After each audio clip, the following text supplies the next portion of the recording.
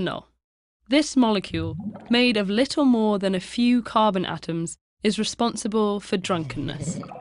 Often simply referred to as alcohol, ethanol is the active ingredient in alcoholic beverages. Its simplicity helps it sneak across membranes and nestle into many different nooks, producing a wide range of effects compared to other, clunkier molecules. So how exactly does it cause drunkenness? And why does it have dramatically different effects on different people? To answer these questions, we'll need to follow alcohol on its journey through the body. Alcohol lands in the stomach and is absorbed into the blood through the digestive tract, especially the small intestine. The contents of the stomach impact alcohol's ability to get into the blood, because after eating, the pyloric sphincter, which separates the stomach from the small intestine, closes. So the level of alcohol that reaches the blood after a big meal might only be a quarter that from the same drink on an empty stomach. From the blood, alcohol goes to the organs, especially those that get the most blood flow, the liver and the brain. It hits the liver first, and enzymes in the liver break down the alcohol molecule in 2 steps. First, an enzyme called ADH turns alcohol into acetaldehyde, which is toxic. Then, an enzyme called ALDH converts the toxic acetaldehyde to non-toxic acetate. As the blood circulates, the liver eliminates alcohol continuously, but this first pass of elimination determines how much alcohol reaches the brain and other organs. Brain sensitivity is responsible for the emotional, cognitive, and behavioral effects of alcohol, otherwise known as drunkenness.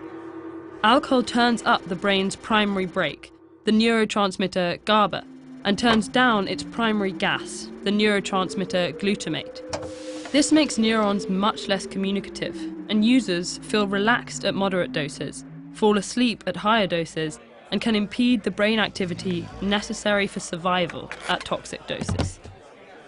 Alcohol also stimulates a small group of neurons that extends from the midbrain to the nucleus accumbens, a region important for motivation.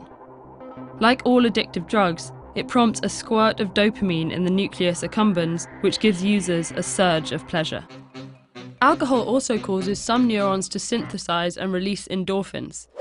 Endorphins help us to calm down in response to stress or danger.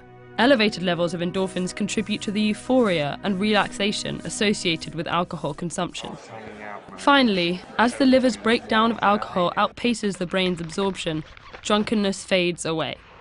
Individual differences at any point in this journey can cause people to act more or less drunk.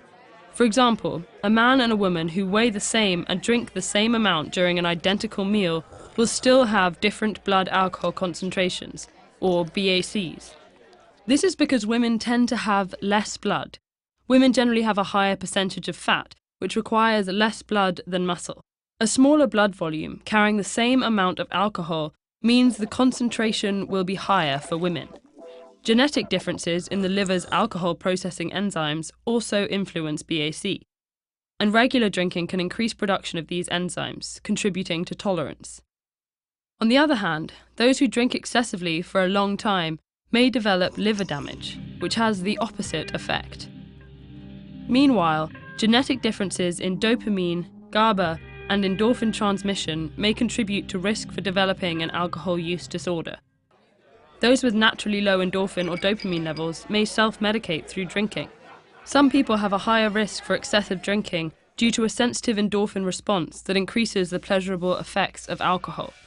Others have a variation in GABA transmission that makes them especially sensitive to the sedative effects of alcohol, which decreases their risk of developing disordered drinking. Meanwhile, the brain adapts to chronic alcohol consumption by reducing GABA, dopamine, and endorphin transmission, and enhancing glutamate activity.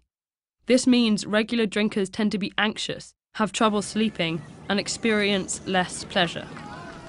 These structural and functional changes can lead to disordered use when drinking feels normal, but not drinking is uncomfortable, establishing a vicious cycle. So both genetics and previous experience impact how a person experiences alcohol, which means that some people are more prone to certain patterns of drinking than others, and a history of consumption leads to neural and behavioral changes.